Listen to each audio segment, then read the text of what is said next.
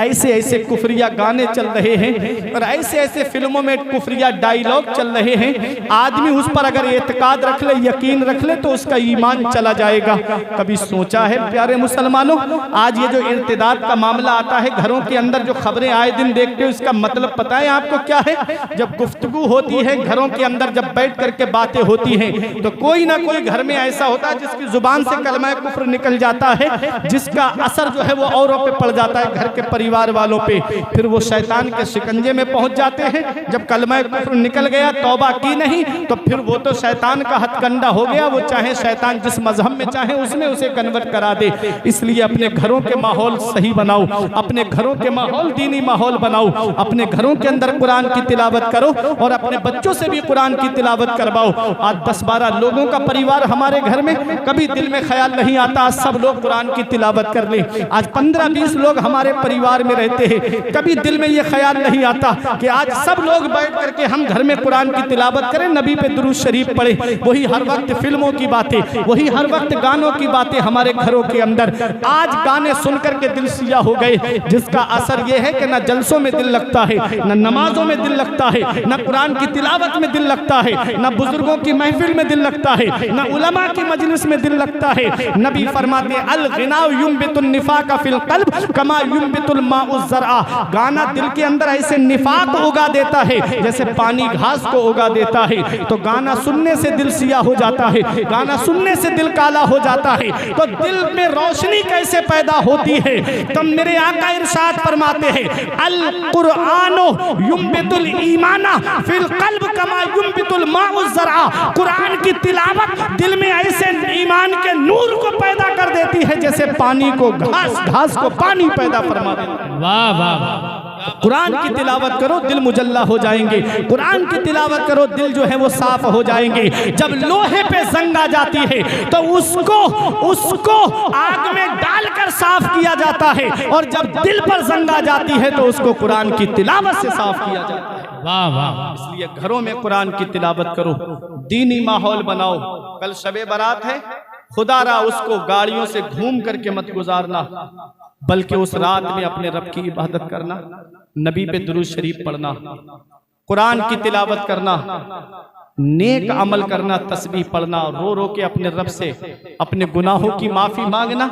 अल्लाह राजी है, उसका रसूल राजी है, तो दुनिया में भी आराम से रहोगे, कब्र में भी आराम से रहोगे, और हश्र में भी आराम से रहोगे। आज जो हम परेशान हैं, वजह यही है कि आज अल्लाह और उसका रसूल हमसे नाराज है। वो मुअज़्ज़ज़ थे ज़माने में मुसलमान होकर, और हम ख्वार हुए तारीक़े कुरान होकर। दरसे कुरान अगर हमने भुलाया होता, ये ज़माना न ज़माने ने दिखाया होता। हमें करनी है शहंशाह बतहा की रज़ा जोई, वो अपने हो गए तो रहमते परवरदिगार अपनी। तरीक़े मुस्तफ़ा को छोड़ना है वजह बर्बादी, इसी से कौम दुनिया में हुई बेइक़्तिदार अपनी। वो मुअज़्ज़ज़ थे ज़माने में मुसलमान होकर, और हम ख्वार हुए तारीक़े के कुरान होकर। इक़रा बिस्मि रब्बिकल लज़ी खलक़, पढ़िए उस रब के नाम से जिसने आपको पैदा किया। उस रब के नाम से पढ़िए जिस रब ने आपको पैदा किया। अब एक आखिरी बात फारिग होने वाले हुफ़ाज़ के लिए, इन फारिग होने वाले तलबा के लिए, आप भी मदरसों में पढ़ते हो, एक पैगाम है आप सबके लिए। फारिग होने के बाद, हाफिज बनने के बाद, आलिम बनने के बाद, ये नियत करके मत बैठना कि कहीं मदरसे में पढ़ाने की जगह मिलेगी तभी जो है हम मदरसे में पढ़ाने जाएंगे, या कहीं मस्जिद में इमामत की जगह मिलेगी तो हम वहां इमामत करने जाएंगे। मेरी पूरी बात को समझ लेना। क्यों? इसलिए कि अब मस्जिदें इतनी नहीं हैं जितने फारिग होने वाले हुफ़ाज़ हैं। जी जी। अब मदरसे भी इतने नहीं हैं कि हर मदरसे में 4-5 हाफिजों को रख लिया जाए। इसलिए एक पैगाम है अपने तलबा के लिए कि जब आलिम बन जाओ, हाफिज बन जाओ, बेशक मदरसे में पढ़ाना ये बहुत बड़े मर्तबे का काम है, इमामत करना ये बहुत बड़े मर्तबे का काम है, मैं जो पैगाम देना चाहता हूं अपने बच्चों के लिए वो ये है कि तुम हाफिज बनने के बाद, कारी बनने के बाद, आलिम बनने के बाद तुम्हारे लिए यूनिवर्सिटी के रास्ते खुले हुए हैं, तुम्हारे लिए कॉलेज के रास्ते खुले हुए हैं। आओ, अच्छा डॉक्टरेट की तरफ आओ, इंजीनियरिंग की तरफ आओ, तुम्हारे लिए कॉलेज यूनिवर्सिटी के रास्ते खुले हुए हैं। अरे तुमसे अच्छा जहन किसके पास होगा, तुमसे अच्छा दिमाग किसके पास होगा? पूरा कुरान जो हिफ्ज कर ले, इनसे अच्छा जहन किसके पास होगा? अरे हमसे अच्छा जहन किसके पास होगा? 17 लाख हदीसें याद करने वाले हमारी जमात में मौजूद हैं। 2-2 लाख मौजू अहदीस याद करने वाले हमारी जमात में मौजूद हैं, ताकि कोई मौजू हदीस अगर बयान करे तो उसका मुंह रोका जा सके कि यह हदीस मौजू बयान कर रहा है। 2-2 लाख मौजू हदीस याद करने वाले हमारी जमात में मौजूद है। अरे 7 दिन में कुरान हिफ्ज करने वाले हमारी जमात में मौजूद है। देख लो इमाम आजम अबू हनीफा की बारगाह में एक बेवा औरत अपने 7-8 साल के लड़के को लेकर आई, कहा हुजूर मैं बच्चे को आपके मदरसे में लेकर के आई हूँ। मेरे इमाम ने बच्चे की तरफ देखा, बड़ा हसीन व जमील बच्चा था। ये उलमा जानते हैं कि छोटे बच्चे हसीन व जमील कभी कभी फितने और आजमाइश का सबब बन जाते हैं। इसलिए मेरे इमाम ने सोचा कि इसका दाखिला मैं तब लूंगा जब ये कुरान हिफ्ज करके आएगा। आपने उसकी माँ से कहा, माई मेरे मदरसे में उनका दाखिला लिया जाता है जो कुरान हिफ्ज करके आते हैं। माई अभी मैं इसका दाखिला नहीं ले सकता। वजह क्या थी? बच्चा छोटा था। आपने सोचा कुरान हिफ्ज करेगा 2.5-3 साल लग जाएंगे, मोछे निकल आएंगी, दाढ़ी निकल आएगी, कोई मसला नहीं बनेगा। ये हिकमत अमली थी मेरी इमाम की। मेरे इमाम ने फरमाया माई पहले हिफ्ज करा के लाओ तब मेरे मदरसे में दाखिला कराना। जब बेटे ने अपनी माँ के चेहरे की तरफ देखा तो माँ की आंखों में आंसू थे। आज मेरे बच्चे का दाखिला नहीं होगा इमाम आजम के मदरसे में। माँ को रोता हुआ बच्चे ने देखा तो माँ का हाथ पकड़ के कहता है, माँ चल अब हाफिज कुरान बन करके इनके मदरसे में आएंगे, चल माँ अब हाफिज बन करके इनके मदरसे में आएंगे। माँ अपने बच्चे को घर लेकर गई। 1 हफ्ते के बाद में, 7 दिन के बाद में फिर से इमाम की बारगाह में लेकर आ गई। आखिरी बात है तवज्जो का, तालिब मोहब्बतों से नवाजना।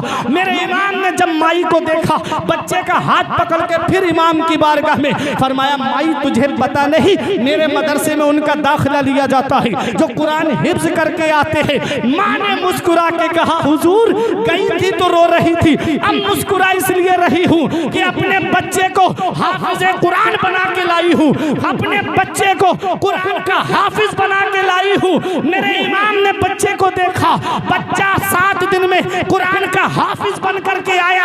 अरे वो जो 7 दिन में कुरान हिफ्ज कर ले उसी को आज पूरी दुनिया इमाम मोहम्मद के नाम से जानती है, जिन्होंने इल्म हदीस की किताब मुअत्ता इमाम मोहम्मद को लिखा। वाह वाह वाह, नारे तकबीर, नारे रिसालत, हजरत इमाम आजम अबू हनीफा। 1 हफ्ते में हिफ्ज करने वाले हमारी जमात में हैं। आओ डॉक्टरेट की तरफ आओ, आओ इंजीनियरिंग की तरफ आओ। हाफिज बनने कौम को भी जरूरत है, कौम भी चाहती है कि उसे एक साफ सुथरा डॉक्टर मिल जाए जो लोगों की किडनियां ना बेचे बल्कि गरीबों की मदद करता नजर आए। कौम भी चाहती है उसे एक साफ सुथरा इंजीनियर मिल जाए जो कोई ऐसे पुल पास ना कराए जिससे लोगों की जान को खतरा हो। अरे दुनिया वाले जानते हैं बड़े से बड़ा डॉक्टर 50 साल में रिटायर हो जाता है, इंजीनियर 50 साल में रिटायर हो जाता है, लेकिन ये कुरान की तालीम का सदका है। जैसे जैसे उम्र बढ़ती है वैसे ही फतवे की ताकत भी बढ़ती जाती है, जैसे जैसे उम्र बढ़ती है वैसे ही फतवे की ताकत बढ़ती जाती है। देख लो जब डॉक्टर रिटायर हो जाए कोई उससे अपना ऑपरेशन करवाएगा क्या? अपने बच्चों का ऑपरेशन करवाएगा? हरगिज नहीं करवाएगा। लेकिन याद रखो ये उलमा है, जैसे जैसे उम्र बढ़ी, जैसे जैसे बुजुर्गी बढ़ती गई, कौम के दरमियान इज्जत भी बढ़ती चली गई, कौम के दरमियान उनके फतवे की ताकत भी बढ़ती चली गई। देख लो हुजूर ताजुश शरिया को जैसे जैसे उम्र बढ़ती रही वैसे ही फतवे की ताकत भी बढ़ती। देख लो हुजूर मुहद्दिस कबीर को, जैसे जैसे उम्र बढ़ रही है वैसे ही वैसे फतवे की ताकत भी बढ़ती जा रही है। वाह वाह वाह। इक़रा बिस्मि रब्बिकल लज़ी खलक़, पढ़िए अपने उस रब के नाम से जिस रब ने आपको पैदा किया। अपने बच्चों को कुरान पढ़ाओ, अपने बच्चों को मदरसा भेजो, कुरान की तालीम अपने बच्चों को सिखाओ, बख्शिश की राह मोमिनो आसान बना लो, अपने लिए निजात का सामान बना लो। दुनिया की किताबों पे नजर बाद में रखना, बच्चों को पहले हाफिजे कुरान बना लो।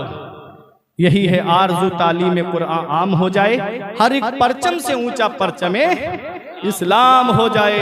ये जिंदगी सवार ये दिलशाद कीजिए, लम्हात जिंदगी के ना बर्बाद कीजिए। जब मकसद हयात इबादत खुदा की है, पढ़िए नमाज, मस्जिदें आबाद कीजिए। सभी के सामने एक दिन जरूर आता है, ये हुस्न फानी है लेकिन गुरूर आता है। किसी क्रीम से पाउडर से कुछ नहीं होता, नमाज पढ़ने से चेहरे पे नूर आता है। परवरदिगार आलम की बारगाह में दुआ है, मेरे कुछ अर्ज करने में सबका